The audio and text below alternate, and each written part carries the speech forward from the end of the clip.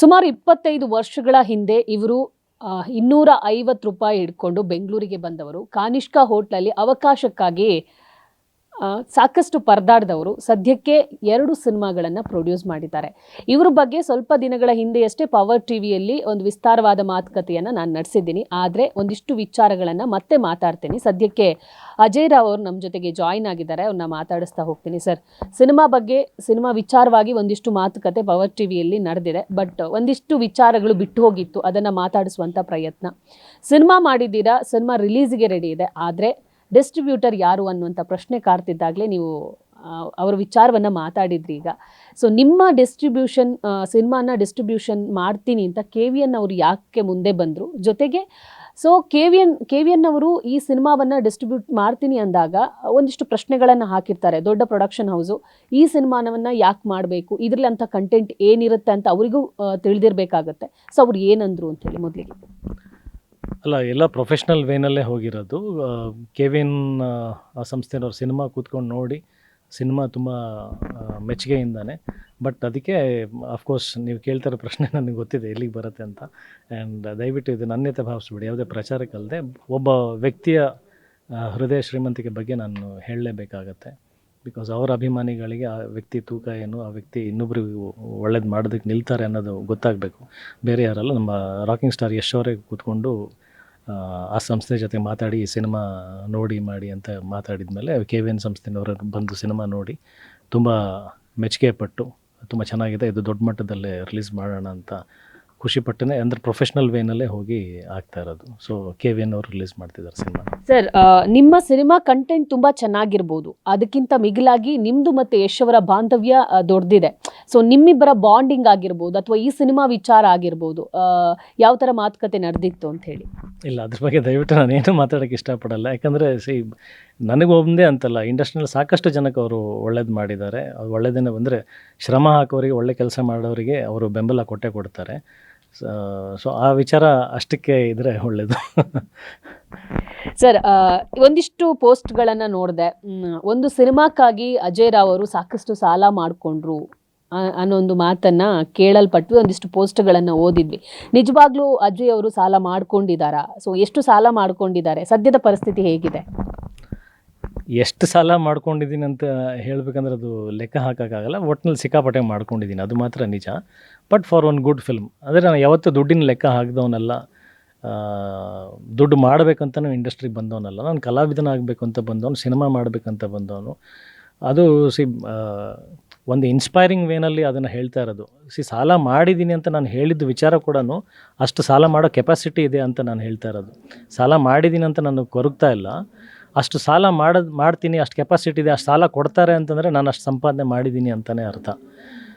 So ಆ ಹೆಗ್ಗಳಿಕೆ ಇದೆ. ಆ್ಯಂಡ್ ಫಾರ್ ಎ ಸಿನಿಮಾ ನಾನು ದುಡ್ಡು ಕಳ್ಕೊಂಡ್ರೂ ಮತ್ತೆ ತಿರ್ಗಾ ಸಂಪಾದನೆ ಮಾಡೋ ಅಂಥದ್ದು ವಿಚಾರಗಳು ನನಗೆ ಗೊತ್ತಿದೆ. ಹೆಂಗೆ ಅಂದರೆ ಅಷ್ಟು ಶಕ್ತಿ ಕೊಟ್ಟಿದ್ದಾನೆ, ಕೈ ಕಾಲಿದೆ, ಗಟ್ಟಿಯಾಗಿದ್ದೀನಿ, ಒಳ್ಳೆ ಫ್ಯಾಮಿಲಿ ಇದೆ, ಸಿಕ್ಕಾಪಟ್ಟೆ ಫ್ರೆಂಡ್ಸ್ಗಳು, ಎಲ್ಲ ಬಲಿಷ್ಠವಾಗಿರ್ತಕ್ಕಂಥ ಸ್ನೇಹಿತರಿದ್ದಾರೆ, ಎಷ್ಟು ಕಷ್ಟ ಬಂದರೂ ಜೊತೆಗೆ ನಿಲ್ಲೋವಂಥವ್ರು ಇದ್ದಾರೆ.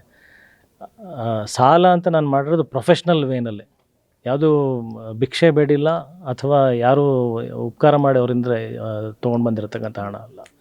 ಸಿನಿಮಾಗೋಸ್ಕರನೇ ಮಾಡಿರ್ತಕ್ಕಂಥ ಸಾಲ. ಅದನ್ನು 100% ತೀರಿಸ್ತೀವಿ. ಸಿನಿಮಾನೆಲ್ಲ ಕೆಪಾಸಿಟಿ ಇದೆ, ಏನಾಗಿಲ್ಲ ಅಂದರೂ ಎಲ್ಲಿಂದಾದರೂ ದುಡ್ಡು ಸಂಪಾದನೆ ಮಾಡೋ ಶಕ್ತಿ ಅಂತೂ ಇದೆ ನಮಗೆ. ಇದರ ಜೊತೆಗೆ ಒಂದಿಷ್ಟು ವೈಯಕ್ತಿಕ ವಿಚಾರ ಬಂತು. ಅಂದರೆ ಅಜಯ್ ರಾವ್ ಅವರು ಡಿವೋರ್ಸ್ ಆಗ್ತಾರೆ ಮದುವೆ ಆದಮೇಲೆ. ಒಂದು ಪೋಸ್ಟಲ್ಲಿ ನಾನು ನೋಡಿದ್ದೆ. ಸೊ ಮುಹೂರ್ತ ಸರಿಯಾಗಿ ಕೂಡ ಬಂದಿಲ್ಲ, ಸಮಥಿಂಗ್ ಏನೋ ರೈಟಿಂಗ್ ಇತ್ತು. ಸೊ ಇದ್ರ ಬಗ್ಗೆ ಕ್ಲಾರಿಟಿ ಕೊಡೋದಾದ್ರೆ ಏನಕ್ಕಂಥ ಒಂದು ಮಾತು ಅಜಯ್ ರಾವ್ ಅವರಿಂದ ಬಂತು ಅಂತ ಹೇಳಿ? ಇಲ್ಲ, ಅದು ಇಂಟರ್ವ್ಯೂನಲ್ಲಿರೋದು. ನಂಗೆ ಆಸ್ಟ್ರಾಲಜಿ ಬಗ್ಗೆ ಗೊತ್ತಾ ಅಂತ ಕೇಳಿದ್ದು. ಆ ಪ್ರಿಡಿಕ್ಷನ್ಸಲ್ಲೇ ಹಂಗೆ ತೋರಿಸ್ತು ಅಂತ ಹೇಳಿದ್ದು ನನಗೆ. ಸರ್ ಕ್ಲಾರಿಟಿ ಕೊಡಿ ಸರ್, ಯಾಕಂದರೆ ಇಲ್ಲಿ ಚೆನ್ನಾಗಿದ್ದೀವಿ ನಾವು. ಆ ಥರ ಆಸ್ಟ್ರಾಲಜಿ ಗೊತ್ತಾ ಅಂತ ಕೇಳಿದ ವಿಚಾರಕ್ಕೆ ಈ ಡೈವರ್ಸೇ ಯಾಕೆ. ನಾನು ಸಿನಿಮಾ ವಿಚಾರನೂ ಹೇಳಿದೆ. ಕೃಷ್ಣಲೀಲಾ ಸಿನಿಮಾ ಮುಹೂರ್ತ ಮಾಡಿದ್ದು ತುಂಬ ರಾಂಗ್ ಮುಹೂರ್ತ ಅಂತ ಹೇಳಿದ್ರು. ಅದು ಕೋಟಿಗಟ್ಟಲೆ ಸಂಪಾದನೆ ಮಾಡಿದ್ದಿಲ್ಲ, ಬ್ಲಾಕ್ ಬಸ್ಟರ್ ಆಗಿದೆ, ದುಪ್ಪಟ್ಟು ದುಡ್ಡು ತಂದು ಕೊಟ್ಟಿದೆ ನನಗೆ.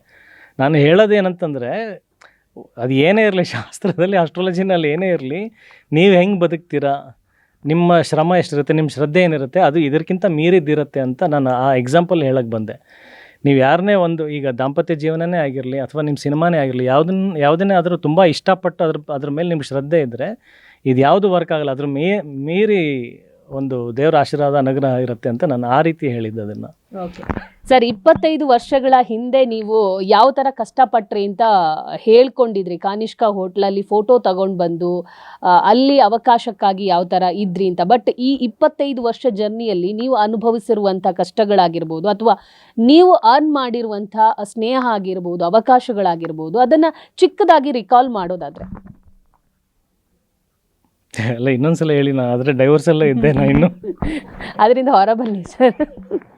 ಸೊ 25 ವರ್ಷಗಳ ಹಿಂದೆ ನೀವು ಕಾನಿಷ್ಕಾ ಹೋಟೆಲ್ ಎದುರುಗಡೆ ಬಂದು ಫೋಟೋ ಹಿಡ್ಕೊಂಡು ಅವಕಾಶಕ್ಕಾಗಿ ನೀವು ಅವಕಾಶ ಬೇಕು ಅಂತ ಕೇಳ್ತಾ ಇದ್ರಿ. ಬಟ್ ಆಫ್ಟರ್ 20 ಇಯರ್ಸ್ ಇವಾಗ ಟಿಲ್ ಇವತ್ತಿನ ತನಕ ನಿಮ್ಮ ಜರ್ನಿಯನ್ನ ಅಬ್ಸರ್ವ್ ಮಾಡೋದಾದ್ರೆ ನೀವು ಎಷ್ಟೆಲ್ಲ ಸ್ನೇಹ ಅರ್ನ್ ಮಾಡಿದ್ದೀರಾ ಅಥವಾ ನಿಮ್ಮ ಅವಕಾಶಗಳನ್ನು ಎಷ್ಟು ಪಡ್ಕೊಂಡಿದ್ದೀರಾ, ಎಷ್ಟು ಸಂಪಾದನೆ ಮಾಡ್ಕೊಂಡಿದ್ದೀರಾ ಅಂತ?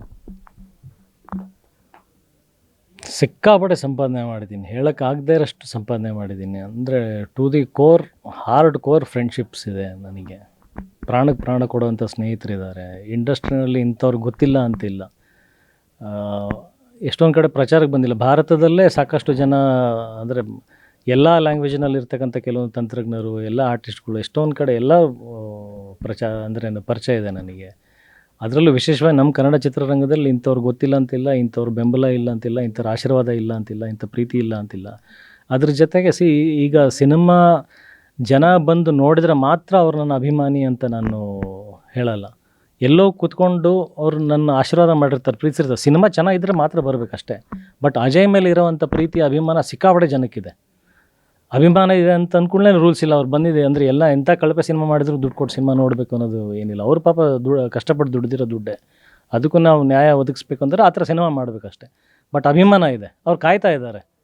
ಇವನು ಒಳ್ಳೆ ಆ್ಯಕ್ಟ್ರು, ಇವನಿಂದ ಒಂದು ಒಳ್ಳೆ ಸಿನಿಮಾ ಬಂದರೆ, ಒಂದು ಒಳ್ಳೆ ಪ್ರಯತ್ನ ಮಾಡಿದರೆ ಡೆಫಿನೆಟ್ಲಿ ಒಂದು ಸಲ ನೋಡೋಣ ಅನ್ನೋದು ಖಂಡಿತ ಆ ಪ್ರೀತಿ ಇದೆ. ಸೊ ಇದಕ್ಕಿಂತ ದೊಡ್ಡ ಸಂಪಾದನೆ ಏನೇನು ಬೇಕು ಸರ್? ಇವಾಗ ನಿಮಗೆ ಫ್ರಂಟ್ ಲೈನಲ್ಲಿ ಬರಬೇಕು ಅನ್ನೋ ಒಂದು ಕಾನ್ಸೆಪ್ಟ್ ಮೇಲೆಗೆ ಈಗ ಮತ್ತೆ ಅಜಯ್ ರಾವ್ ಅವರು ಹೊಸ ಪ್ರಯತ್ನದೊಂದಿಗೆ ಬಂದಿದ್ದಾರೆ ಅನ್ನುವಂಥ ಮಾತುಗಳು. ಸೊ ಒನ್ ಟೈಮಲ್ಲಿ ಅಜಯ್ ರಾವ್ ಅವರಿಗೆ ಟಾಪಲ್ಲಿ ಇದ್ದರು. ಬಟ್ ಎಲ್ಲೋ ಒಂದು ಕಡೆ ಕತೆಗಳನ್ನು ಆಯ್ಕೆ ಮಾಡೋ ವಿಚಾರದಲ್ಲೋ ಮತ್ತೊಂದರಲ್ಲೋ ಎಡವಿದ್ರು ಅನ್ನುವಂಥ ಒಂದು ಮಾತುಗಳಿದೆ. ಇದಕ್ಕೆ ಕ್ಲಾರಿಟಿ ಕೊಡೋದಾದರೆ? ಅಲ್ಲ, ಕಥೆಗಳು ಆಯ್ಕೆ ಮಾಡೋದ್ರಲ್ಲಿ ಎಡವಿದೀನಿ ಅಂತಲ್ಲ. ಈಗ ಬಂದಿರೋದು ಒಂದು 4 ಅಥವಾ 10 ಕಥೆಗಳಲ್ಲಿ ಬೆಸ್ಟ್ ಯಾವುದನ್ನು ನೀವು ಚೂಸ್ ಮಾಡ್ತೀರಾ ಅದನ್ನೇ ಚೂಸ್ ಮಾಡಿರೋದು ನಾನು ಅವತ್ತಿನ ಕಾಲದಲ್ಲಿ. ಅಂದರೆ ಆ ಆಯ್ಕೆನಲ್ಲಿ ನಾನು ಅದು ಬಿಟ್ಟಿದ್ದೀನಿ ಅಂದರೆ ಇದಕ್ಕಿಂತ ಎಷ್ಟು ಕೆಟ್ಟದಾಗಿತ್ತು ಯೋಚನೆ ಮಾಡಿ. ಅರ್ಥ ಆಗ್ತಾ ಇದೆಯಾ? ಅಂದರೆ ನಾನು ಮಾಡಿರೋದು ಕೆಟ್ಟ ಕಥೆ ಅಂತಲ್ಲ, ನಾನು ಹೇಳೋದು ಬೆಸ್ಟ್ ಆಪ್ಷನ್ನ ನಾವು ಇರೋದ್ರಲ್ಲ ಅದು ಬೆಸ್ಟ್ ಅಂತ ಚೂಸ್ ಮಾಡಿರ್ತೀವಿ. ಅದೇ ಇಲ್ಲಿವರೆಗೆ ಕರ್ಕೊಂಬಂದಿರೋದು. ಆ್ಯಂಡ್ ನಾನು ಮೊನ್ನೆ ಇದು ಶಿವಣ್ಣವ್ರದ್ದು ಒಂದು ಸ್ಟೇಜ್ ಮೇಲೆ ಇಂಟರ್ವ್ಯೂ ನೋಡ್ತಾ ಇದ್ದೆ. ಅವ್ರು ಹೇಳಿದರು, ಈಗ ಯಾವುದು ಓಮ್ ಸಿನಿಮಾ ಆಗಿರ್ಬೋದು, ಇನ್ನೊಂದಾಗಿರ್ಬೋದು, ಎಲ್ಲರೂ ಅವರು ರೂಪಿಸಿ ಶಿವಣ್ಣ ಆದರು ಅಂತ. ಎಂಥ ದೊಡ್ಡ ಮಾತಂದರೆ ಅಂಥ ದೊಡ್ಡ ವ್ಯಕ್ತಿ ಅಂಥ ದೊಡ್ಡ ಮಾತು ಹೇಳಿರೋದು. ಇವಾಗ ನಾವು ಅವ್ರ ಮುಂದೆ ಏನು ಒಂದು ಸಾಸಿವೆ ಕಾಳು ಅಷ್ಟು ಇಲ್ಲ. ಹಂಗೆ ಹೇಳಬೇಕಾದ್ರೆ ಅದನ್ನೇ ಪ್ರೂವ್ ಆಗೋದು. ಯಾವಾಗಲೂ ಒಬ್ಬ ಕಲಾವಿದನ ರೂಪಿಸೋದೇ ಟೆಕ್ನಿಷಿಯನ್ಸು, ಪ್ರೊಡ್ಯೂಸರ್ಸ್. ಅದು ವಿಧಿ ಅದು ಕೂಡ್ಕೊಂಬರುತ್ತೆ. ಆ ಥರದ್ದೊಂದು ಪಾತ್ರಗಳು ಸಿಗಬೇಕು, ಆ ಪಾತ್ರಕ್ಕೆ ಆ ಥರ ಸಿನಿಮಾ ಮಾಡೋಂಥವ್ರು ಸಿಗಬೇಕು. ನಂದು ಆಯ್ಕೆ ತಪ್ಪಾಗಿಲ್ಲ. ಎಲ್ಲರೂ ನನಗೆ ಕಥೆ ಬರೆದ್ರಲ್ಲ, ಅಜಯ್ ಹಾಕ್ಕೊಂಡು ಸಿನಿಮಾ ಮಾಡಬೇಕಂತ 10 ಜನ ಬಂದಾಗ ನಾನು ಚೂಸ್ ಮಾಡೋವಂಥ ಅವಕಾಶ ನನಗಿತ್ತು. ಅದರಲ್ಲಿ ಬೆಸ್ಟನ್ನೇ ಚೂಸ್ ಮಾಡಿದ್ದೀನಿ. ಕಾರಣಾಂತರಗಳಿಂದ ಸೋತಿದೆ. ಈಗ ಸಿನಿಮಾ ಮಾಡೋರು ಸಿನಿಮಾ ಸೋಲ್ಲೇಬೇಕು ಅಂತ ಉದ್ದೇಶ ಇಟ್ಕೊಂಡು ಯಾರೂ ಬಂದಿರಲ್ಲ, ಎಲ್ಲರೂ ಗೆಲ್ಲಬೇಕಂತಲೇ ಬಂದಿರ್ತಾರೆ. ಬಟ್ ಸೋತಿದೆ ಸಿನಿಮಾ. ಅದನ್ನೇ ಇವಾಗ ಮತ್ತೆ ಪ್ರಯತ್ನ ಮಾಡ್ತಾ ಹೋಗ್ತೀವಿ. ಇವಾಗ ಏನೋ ಒಂದು ದೊಡ್ಡ ಹೆಜ್ಜೆ ಇಡೋಕ್ಕೆ ಹೋದಾಗ ನಾನು ಸಾಕಷ್ಟು ಜನ ನಿರ್ಮಾಪಕರಿಗೆ ಅಪ್ರೋಚ್ ಮಾಡಿದೆ. ಅವರು ಪಾಪ ಲೆಕ್ಕಾಚಾರ ಹಾಕ್ತಾರೆ, ಯಾಕಂದರೆ ದುಡ್ಡೇ ಎಲ್ಲ ಶ್ರಮದಿಂದನೇ ಬಂದಿರುತ್ತೆ. ಈ ಬಜೆಟ್ ಹೆಂಗೆ ಮಾಡೋಕ್ಕಾಗತ್ತೆ, ಈ ಥರದ ಪಾತ್ರ ಹೆಂಗೆ ಮಾಡೋಕ್ಕಾಗತ್ತೆ, ಈ ಸಿನಿಮಾ ಹೆಂಗೆ ಬರುತ್ತೆ, ಎಲ್ರಿಗೂ ಪ್ರಶ್ನೆ ಕಾಡ್ತು. ಸೊ ಬೇರೆಯವ್ರಿಗೆ ಆ ರಿಸ್ಕ್ ಕೊಡೋದು ಬದಲು ನಾನೇ ಮಾಡಿದೆ, ಅಷ್ಟೇ ಇರೋದು. ಸರ್, ಈಗ 25 ವರ್ಷ ನಿಮ್ಮ ಜರ್ನಿ ಆದರೂ 22 ವರ್ಷದಿಂದ ನೀವು ನಾಯಕರಾಗಿ ಕಾಣಿಸ್ಕೊಂಡಿದ್ದೀರಾ. ಬಟ್ ಇತ್ತೀಚೆಗಷ್ಟೇ ನಿಮ್ಮ ಮನೆ ಗೃಹ ಪ್ರವೇಶ ಮಾಡಿರುವಂಥದ್ದು. ಸೊ ಈ ವಿಚಾರವನ್ನು ನೋಡೋದಾದರೆ ಒಬ್ಬ ನಟನಿಗೆ ಅಥವಾ ಒಬ್ಬ ಸ್ಟಾರ್ ನಟನಿಗೆ ಒಂದು ಮನೆ ಮಾಡೋಕ್ಕೆ ಇಷ್ಟು ಟೈಮ್ ಬೇಕಿತ್ತಾ ಅನ್ನುವಂಥದ್ದು?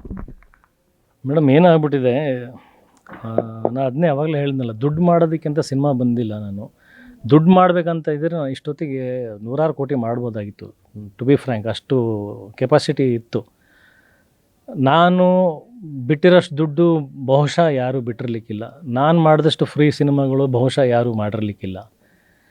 ನನಗೆ ಸಿನಿಮಾ ಅನ್ನೋದು ಮಾಡಬೇಕಿತ್ತು, ಅಷ್ಟೇ ನನ್ನ ಉದ್ದೇಶ ಆಗಿತ್ತು. ಈಗ ನಾನು ಮದುವೆ ಆದಮೇಲೆ, ಮಗು ಆದಮೇಲೆ ಹೌದಲ್ಲ, ಅವ್ರಿಗೆ ಏನಾದರೂ ಮಾಡಬೇಕಂತ ಎಚ್ಚರಿಕೆ ನನಗೆ ಬಂತು. ನಾನು ಬಹುಶಃ ಮದುವೆ ಆಗದೇ ಇದ್ದರೆ ನಾನು ಸ್ಟಿಲ್ ಮನೆನೇ ಮಾಡ್ತಾ ಇರಲಿಲ್ಲ ನನಗೆ, ಯಾಕಂದರೆ ಅದು ಆಸೆನೇ ಇಲ್ಲ. ನನಗೆ ಆಸೆ ಇರೋದು ಸಿನಿಮಾನಲ್ಲಿ ಆ್ಯಕ್ಟ್ ಮಾಡಬೇಕು, ಕಲಾವಿದನಾಗಿ ಕಾಣಿಸ್ಕೋಬೇಕು, ನಿರಂತರವಾಗಿ ಸಿನಿಮಾ ಮಾಡ್ತಿರ್ಬೇಕು. ಫ್ಯಾಮಿಲಿ ಅಂತ ಬಂದಿದ್ದಕ್ಕೆ ನನ್ನ ಎಲ್ಲರೂ ಕೇಳೋಕ್ಕೆ ಸ್ಟಾರ್ಟ್ ಮಾಡಿದರು, ಏನು ಮಾಡಿದ್ಯಪ್ಪ ನಿನ್ನ ಹೆಂಡ್ತಿಗೆ, ನಿನ್ನ ಮಕ್ಕಳಿಗೆ ಅಂತ ಕೇಳಿದಾಗ ಹೌದಾ ಅಂತಂದ್ಬಿಟ್ಟು ಮನೆ ಮಾಡಿದೆ. ಅವತ್ತೇ ನನಗೇನಾದರೂ ಆ ಉದ್ದೇಶಗಳಿದ್ದಿದ್ರೆ ಅವತ್ತೇ ಬಂಗ್ಲಾನೇ ಮಾಡಿಬಿಡ್ತಾ ಇದ್ದೆ. ಅವತ್ತು ನಂಗೆ ಅದು ಉದ್ದೇಶ ಇರಲಿಲ್ಲ ಅಷ್ಟೇ.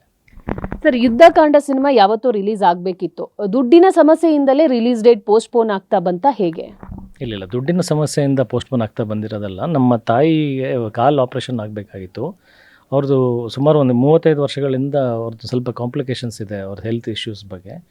ಸೊ ಒಂದು 9 ತಿಂಗಳು 10 ತಿಂಗಳಿಂದ ಅದು ಸರ್ಜರಿ ಆಗಬೇಕು, ನಾಳೆ ಆಗಬೇಕು, ನಾಡಿದ್ದು ಆಗಬೇಕು ಅನ್ನೋದು ಈ ಅನ್ಸರ್ಟನಿಟಿ ನಡೀತಾ ಇತ್ತು.